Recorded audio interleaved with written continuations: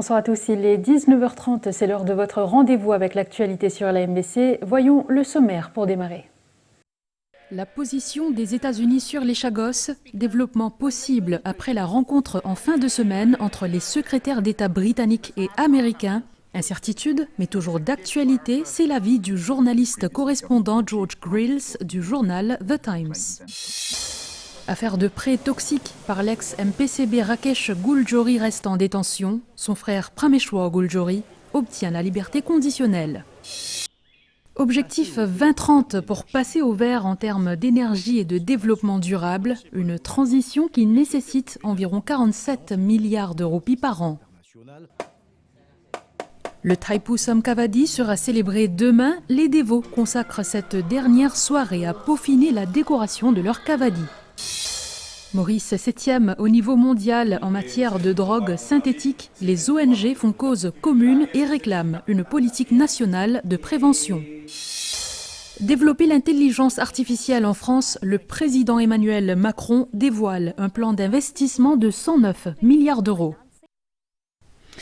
À la fin de cette semaine, la rencontre entre les secrétaires d'État britanniques et américains sera suivie de près.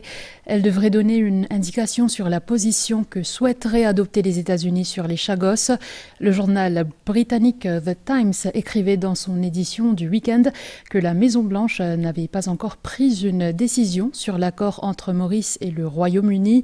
Shehzad Juman a échangé sur la question avec le correspondant en défense et politique du Times, George Grillis. Il avance que même s'il n'est pas parmi les priorités de l'administration Trump, le dossier chagos est toujours sur la table. Incertitude, mais toujours d'actualité, c'est la lecture que le journaliste correspondant George Grills du journal britannique The Times fait de la situation actuelle. La rencontre prévue dans les jours qui viennent entre les secrétaires d'État du Royaume-Uni et des États-Unis sera suivie de près. Jonathan Powell met with his US counterpart last week and the chagos deal was raised. During the meeting, given the fact that it was on the table of discussions, is it a good sign that we are moving towards sealing a deal? I think it remains a little bit unclear. So the Americans are still reviewing what has happened. It's worth saying that the person that Jonathan Powell was meeting, his US counterpart, Mike Waltz, has previously been very critical of the deal.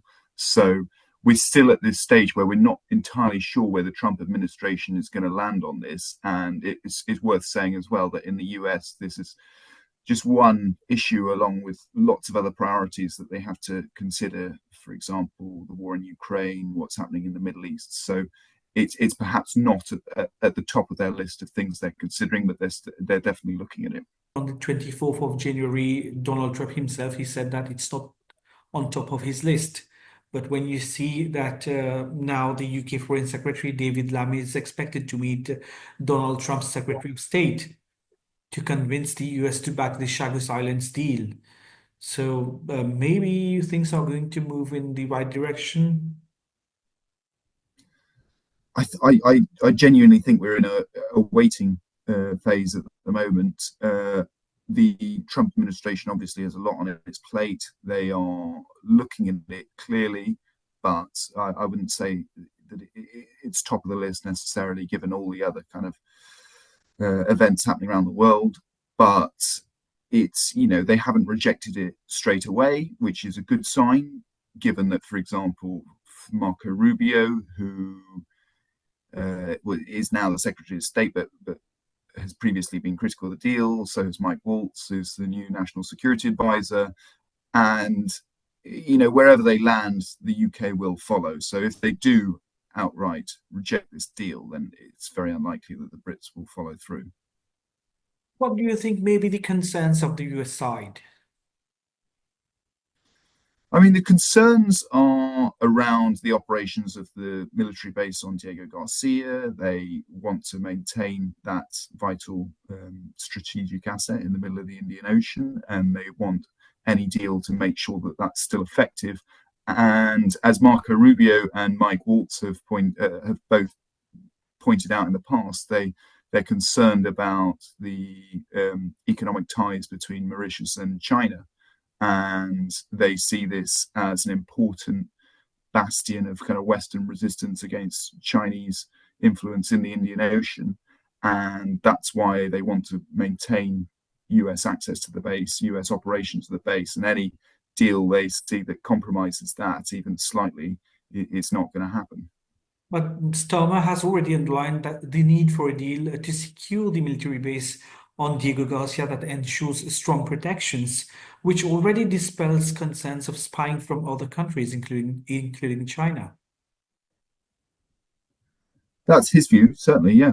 But I'm not entirely sure that that's the view that will be shared in the US. Bear in mind, this is a very hawkish US administration when it comes to China. They've already imposed tariffs on China. They see China as the US's main geopolitical rival. And regardless of Mauritius's ties to India, they're very skeptical about, for example, Chinese investment in the airport in Port Louis and other kind of economic links between Mauritius and China. So any small suggestion even that there's some sort of friendly relations with Beijing is viewed pretty du Royaume-Uni et des États-Unis sera by the suivi Americans. de près. À la Chambre des communes mercredi dernier, Sir Keir Starmer a affirmé que l'accord entre Maurice et le Royaume-Uni relevait d'une question de sécurité nationale et de certitude juridique, ce qui confirme ainsi la position du Royaume-Uni sur le traité des chagos avec Maurice. Jonathan Powell, conseiller à la sécurité nationale du Royaume-Uni, a rencontré son homologue américain Mike Waltz la semaine dernière, mais peu de choses ont transpiré de cette rencontre. Selon le Financial Times, l'administration Trump est toujours en train de réexaminer l'accord. Shehzad Drummond qui échangeait donc avec le journaliste George Grills. Je vous le disais au sommaire, pas de liberté conditionnelle pour Rakesh Gooljaury. Il devra se présenter à nouveau au tribunal de Port-Louis mercredi pour sa demande de caution. Son frère Prameshwar Gooljaury a lui obtenu la liberté conditionnelle après avoir fourni 2 cautions de 350 000 roupies chacune et signé une reconnaissance de dette de 5 millions de roupies. Les 2 frères sont provisoirement accusés de blanchiment d'argent dans l'affaire de prêts toxiques d'1,5 milliard de roupies accordées par l'ex-MPCB. L'enquête de la Financial Crimes Commission s'oriente désormais vers le décaissement de ces prêts. Kavin Tapessa. Selon nos informations, la Financial Crimes Commission compte convoquer d'anciens cadres de l'ex-Mauritius Post and Cooperative Bank cette semaine pour savoir dans quelles circonstances des prêts à hauteur de 1,5 milliard de roupies ont été décaissés en faveur des frères Gooljaury entre 2008 et 2015. Les enquêteurs de la FCC conduiront notamment un examen des comptes bancaires des Gooljaury et s'intéresseront à leurs biens mobiliers et immobiliers, à la valeur nette de leurs actifs commerciaux ainsi qu'aux garanties qu'ils ont fournies à la banque. Pour comprendre toute la complexité de cette affaire, il faut se rappeler que la Mauritius Post and Cooperative Bank, la MPCB, a été créée en 2004 après une fusion entre la New Cooperative Bank et la Post Office Savings Bank. La MPCB a été dans l'œil du cyclone pour avoir accordé des prêts toxiques de l'ordre de 1,7 milliard de roupies entre 2008 et 2015. Ces prêts toxiques ont été transférés à la Development Bank of Mauritius dans l'espoir de redresser la situation financière de la MPCB. Mais en septembre 2015, la MPCB et l'ex-Bremer Bank, connue brièvement comme la National Commercial Bank, ont fusionné, donnant naissance à la Mobank. Les transactions bancaires des Gooljaury remontent jusqu'en 2008, ce qui complique la tâche des enquêteurs. Tout à fait autre chose. Pour atteindre les objectifs de développement durable, Maurice a besoin d'1 milliard de dollars par an, et ce jusqu'en 2030. Propos du gouverneur de la Banque de Maurice lors de la conférence Cap sur la finance durable.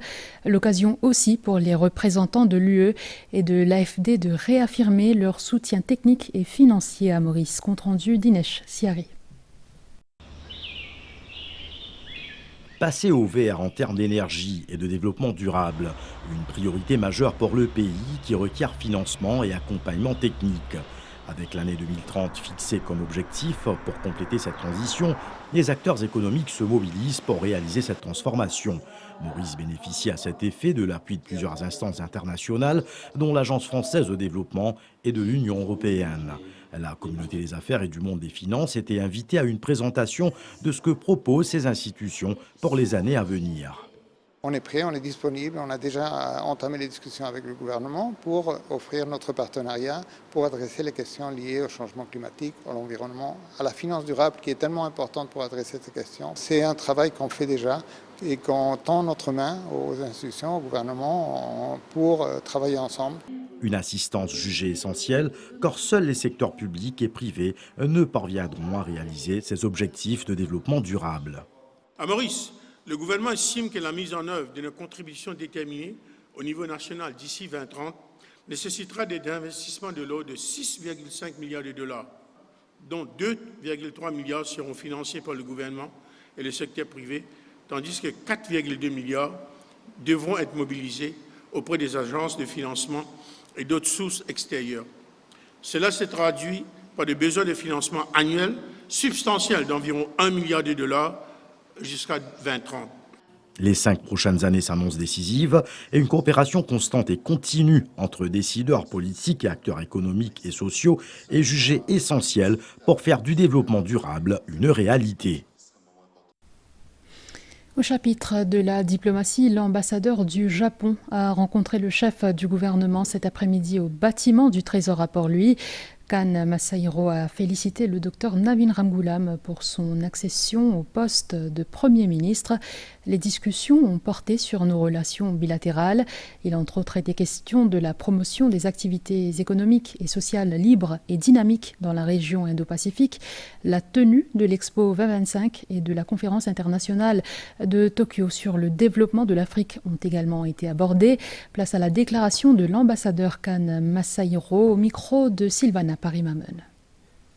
The first thing is free, open Indo-Pacific policy, which is pursued by Mauritius and Japan. Nous avons évoqué la politique de l'Indo-Pacifique libre et ouverte. Le Japon et Maurice partagent les mêmes valeurs comme l'état de droit et la démocratie. Notre coopération est bonne en ce qu'il s'agit de l'Indo-Pacifique. Closely cooperate each other in terms of a free, open Indo-Pacific policy. Actuellement, de 2 à 3 degrés plus élevés que la moyenne, les températures très chaudes laissent penser que le seuil critique a été atteint. C'est effectivement le cas, mais sans continuité, on ne peut parler de canicule. Puja Sukalu Sumiraug Barali. 3,2 degrés de plus le 5 février, 35 degrés au Champ de Mars le 8 février, jusqu'à 36 degrés certains jours à Port-Louis depuis le début de l'année. Compte tenu que la moyenne du pays varie entre 28 et un peu plus de 30 degrés, l'on peut affirmer que le seuil critique est souvent franchi ces jours-ci. Ces derniers temps, nous avons un courant d'air relativement chaud qui circulait dans nos régions. Nous avons un divan même du nord-est, du composant nord. Donc, ça divan-là, c'est aussi des dans la région équatoriale. Et nous avons une température jusqu'à 3 degrés dans certaines régions. Et même si on fait une moyenne de bonne température que nous avons enregistrée, il est presque 3 degrés supérieur à la moyenne saisonnière. Donc, c'est ce qui est supposé gagner en janvier et février. Mais même en février, nous avons une station côté un rapport plus que 35 degrés Celsius. Et ça continue, une persistance des 3 jours. Températures incommodantes, mais dans la durée, l'intensité, l'étendue géographique, on ne peut à ce stade parler de vagues de chaleur. Janvier, février, en principe, il reste plus chaud. Donc, nous pouvons arriver le bon pic de saison. Et surtout, pendant la journée, on peut trouver, surtout dans la côte ouest et même nord-ouest, où il y a une température qui arrive jusqu'à 35 degrés Celsius.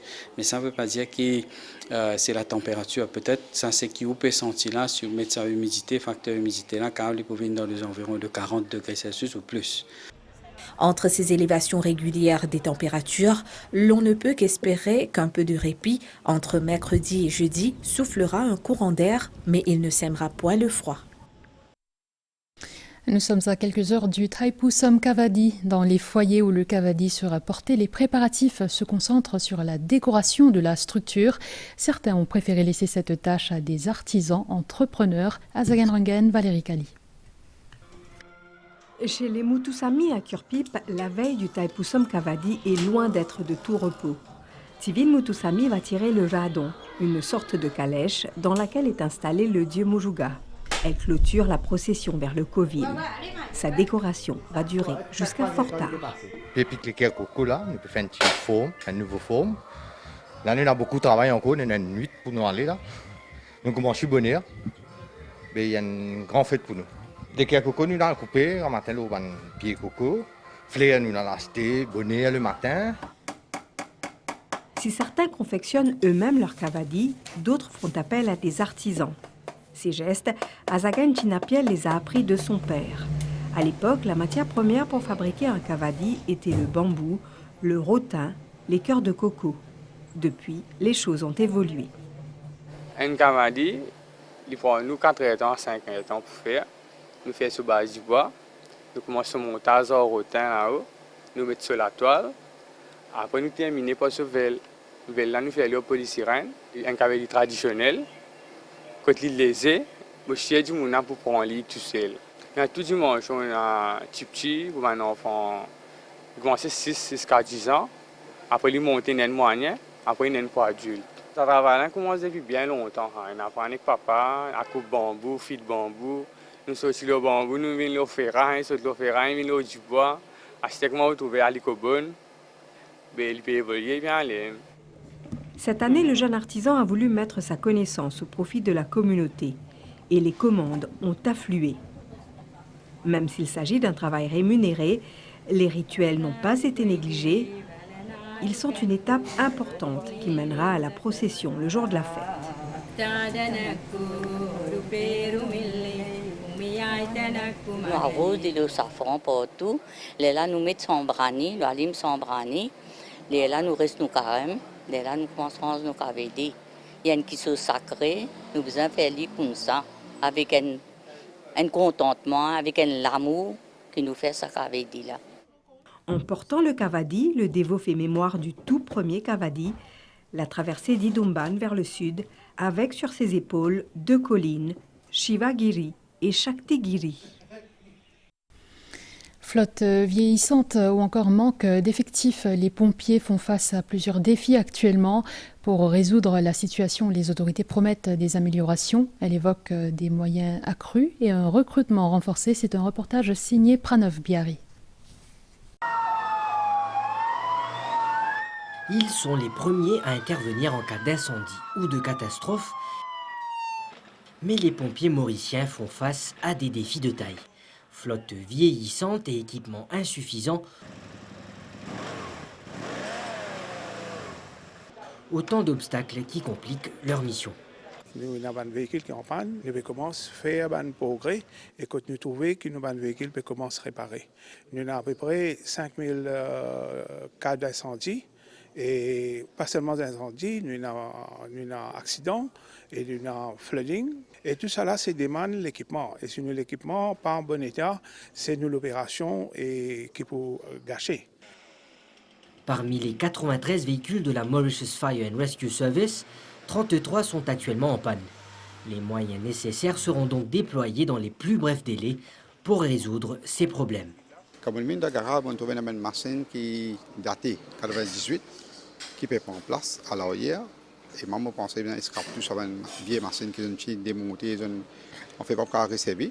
D'ici dans 2-3 mois, je peux recevoir une machine neuve encore. Et je peux demander une chouette que je suis capable de faire un travail mécanicien plus bien. En attendant, sur le terrain, le millier de soldats du feu mauriciens déploient tous les efforts pour assurer leur mission, malgré les contraintes. Lutte contre la drogue, des ONG regroupées face à la prolifération des drogues synthétiques sur le marché local. Elles demandent une politique nationale qui s'attaque à la fois à l'offre et à la demande. Elles sollicitent également Sam Le Tan, annoncé pour présider la National Drug Policy and Coordination Agency pour une table ronde avec toutes les parties concernées. Valérie Cali. Une enquête de l'Office des Nations Unies contre la drogue et le crime a révélé en 2023 que Maurice occupait la première place sur 6 pays africains en matière de drogue synthétique, 7e au niveau mondial. Les saisies et arrestations de l'unité antidrogue de la police démontrent une nette augmentation par rapport à la présence de cette drogue dans le pays, plus de 178 millions de roupies, à décembre 2024. Devant ce constat que les ONG jugent alarmant, certaines ont décidé de faire cause commune. D'une même voix, elles réclament une politique nationale de prévention. Il y a deux aspects importants et qui tous les deux viennent ensemble. Il y a la réduction de l'offre, veut dire la police, la douane, les judiciaires, et la réduction de la demande, prévention, traitement, réhabilitation. Pour imaginer que depuis aujourd'hui, nous payons une politique nationale de prévention. Comment vous trouvez sa politique nationale de prévention là? Ça veut dire qu'il y a des gens qui ont la connaissance, ont l'expérience. Je forme des professeurs. C'est maintenant qui passe beaucoup de temps avec les enfants. Forme par rapport à comprendre qui veut dire la drogue, qui psychologie un monde qui prend la drogue. Le collectif lance un appel à Sam Lawton pour un partage des idées, des connaissances dans la mission qu'il aura au sein de la nouvelle National Drug Policy and Coordination Agency. Tu peux un select committee qui vous bien quand nous attendons là tout le monde, même les consommateurs, parce que c'est les consommateurs qui nous gagnent beaucoup d'informations, comment se sentent les autres, qui peut arriver, qui s'en mot, qui qualité la poudre, bien intégrer ce select committee là. Devant un rajeunissement et une féminisation non seulement dans la population des usagers, mais aussi parmi les trafiquants, le groupe appelle à une mobilisation de tous. Notre but, c'est aller être des citoyens et qui nous aussi nous concernent par rapport à des victimes. Nous ne pouvons pas recenser en ce moment parce qu'il y a beaucoup de mots-d'hommes, etc. qui nous tendaient. Souvent, ils ont pas une maladie d'œdème pulmonaire, mais ils ne sont pas plus poussés que ça. Donc, nous avons envie de conscientiser qu'il y a une recherche plus poussée par rapport à un incident qui est arrivé, un mot qui est arrivé, un décès qui est arrivé par rapport à ça. Une marche pacifique est prévue à midi le 15 mars à Rosille. Les Mauriciens de tout âge, de tout le pays, sont invités à y participer. On s'intéresse à la radiothérapie, une technique utilisée pour guérir un cancer, freiner l'évolution d'une tumeur ou soulager la douleur. Cynthia Moutou nous emmène ce soir au National Cancer Center à Solferino qui utilise la radiothérapie tridimensionnelle avec les dernières technologies. Une trentaine de patients y sont traités chaque jour. Au sous-sol du bâtiment abritant le National Cancer Center à Solferino, les accélérateurs linéaires utilisés pour la radiothérapie se trouvent dans un bunker. La radiothérapie est un traitement du cancer qui utilise la radiation pour éliminer les cellules cancéreuses. Avec les nouveaux appareils, le traitement est aujourd'hui beaucoup plus ciblé. L'avantage qui nous gagne, une radiothérapie très spécifique, très localisée, qui prend forme ça cancer là même. Ça nous donne une dose plus élevée qui comparée à 2 dimensions. Alors nous avons beaucoup plus de chances qu'ils nous capables de guérir maladie là et aussi nous protège par un tissu qui tout cancer là pour qu'ils aient une dose bien minime avec nos radiothérapies alors l'effet secondaire bien limité. Le nombre et la durée des séances de radiothérapie varient selon le type de cancer et la zone à être traitée. Donc, premier chien là, on fait 12 chimio, 25 thérapies. Deuxième, comme on opère, on fait 6 chimio, 25 thérapies. Personnel, plus vous faites traitement, environ 1 mois. 1 mois avec nous, 25, 30 jours, 36 jours. Le traitement il dure environ 15 minutes. On fait environ 25 à 30 patients par jour. Les médecins peuvent prescrire seulement la radiothérapie ou en complément d'une chirurgie ou d'une chimiothérapie selon la localisation du cancer, son évolution et l'état du patient. Le sommet pour l'action sur l'IA s'est ouvert ce lundi à Paris en France. L'enjeu majeur est d'établir un cadre de confiance pour réguler cette technologie. L'Élysée a donné le ton en annonçant un investissement de 109 milliards d'euros pour soutenir le développement de l'IA. Le récit d'Abdel Boulaki. Le plus grand sommet mondial sur l'intelligence artificielle s'est ouvert ce lundi à Paris, coprésidé par la France et l'Inde. Cet événement réunit des chefs d'État, des experts et des personnalités du secteur. L'objectif est d'aborder les multiples enjeux liés à cette technologie révolutionnaire, qu'ils soient diplomatiques, politiques, économiques, éthiques ou juridiques. Dans la foulée de ce rassemblement, le président français Emmanuel Macron a annoncé un investissement de 109 milliards d'euros pour soutenir le développement développement de l'IA en France dans les années à venir. Les discussions portent également sur les moyens de développer massivement les technologies et les usages de l'intelligence artificielle à l'échelle mondiale. Au programme de la deuxième journée, ce mardi, une session au Grand Palais qui rassemblera des dirigeants politiques du monde entier. Ensemble, ils échangeront sur les grandes initiatives communes à mettre en place pour l'avenir de l'intelligence artificielle. Cette rencontre internationale réunit près de 100 pays et plus de 1000 participants venus des 4 coins du monde. On enchaîne avec ce chatbot similaire à ChatGPT qui facilite la vie des planteurs. Il s'agit d'un logiciel qui regroupe agriculture et intelligence artificielle, développé par l'Université de Maurice en collaboration avec d'autres parties prenantes. Certains planteurs l'utilisent déjà. Adrien Valère nous en dit plus. Nous sommes à Ripaille, dans le champ de plantation de Yashvin. Il rencontre divers défis durant l'année. Ses légumes sont parfois infectés. Bon, on va arrêter là. Comme là, une piqué. C'est médecine, c'est un travail. Habituellement, il se tourne vers un planteur expérimenté pour trouver une solution, mais il utilise maintenant ce prototype de type ChatGPT pour poser des questions. Traitement contre maladie. Pour donner milieu capable de servir, méphénosame, 68 WG et mancozeb.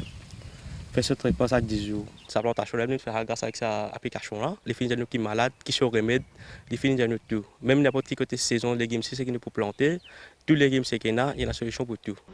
Cette application développée par des étudiants en logiciel informatique de l'Université de Maurice permet aussi de réceptionner des photos d'une plante ou d'un légume malade et de les décrypter. Les features mucodisease. Ça, c'est une maladie pour banane. C'est en créole mauricien. On prend un modèle AI qui finit par prendre tout ban de données qui existaient dans le domaine public, dans le website, tout ça là. C'est une facilité de nous autres. Dans place qui comment dire pour déranger, pour téléphoner. Ce cas finit gagner loin de premier lieu dans le chatbot là et que là si vous avez plus d'informations, là vous avez un inspecteur de frere. Dans un avenir proche, le département Software and Information Systems veut aussi optimiser ce logiciel pour qu'il puisse analyser des informations vocales. Nous avons appris avec tristesse le départ soudain de notre ancien collègue Ismet Ganti. L'artiste nous a quittés aujourd'hui à l'âge de 77 ans. Ses funérailles auront lieu demain. La MBC présente ses plus vives sympathies à tous ceux affligés par ce deuil.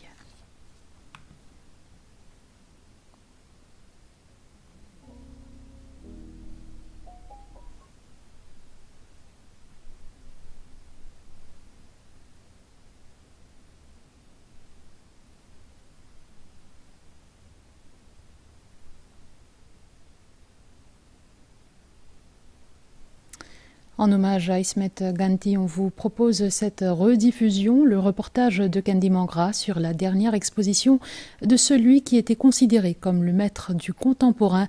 C'était la dernière apparition publique d'Ismet Ganti, un reportage que vous avez pu suivre dans le JT d'hier.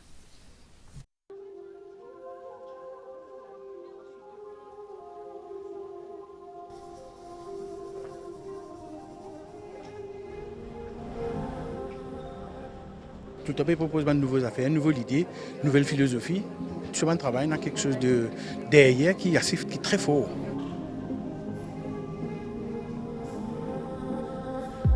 Bon, pour qualifier lui comme un artiste postmoderne qui vraiment apporte un changement dans l'histoire artistique de nos livres.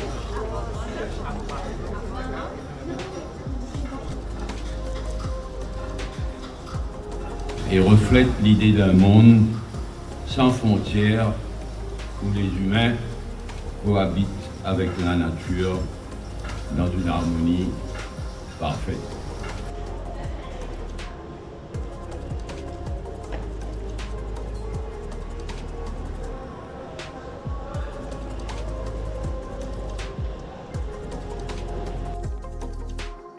Il a gardé des multiples techniques dans ses travaux. Il fait beaucoup de la gravure. Je peux dire qu'il est un des premiers graveurs de l'île dans les années 75.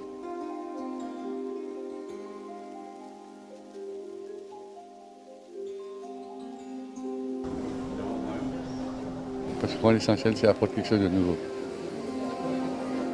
Et une fois qu'ils m'ont réussi à atteindre sa but-là, je suis content.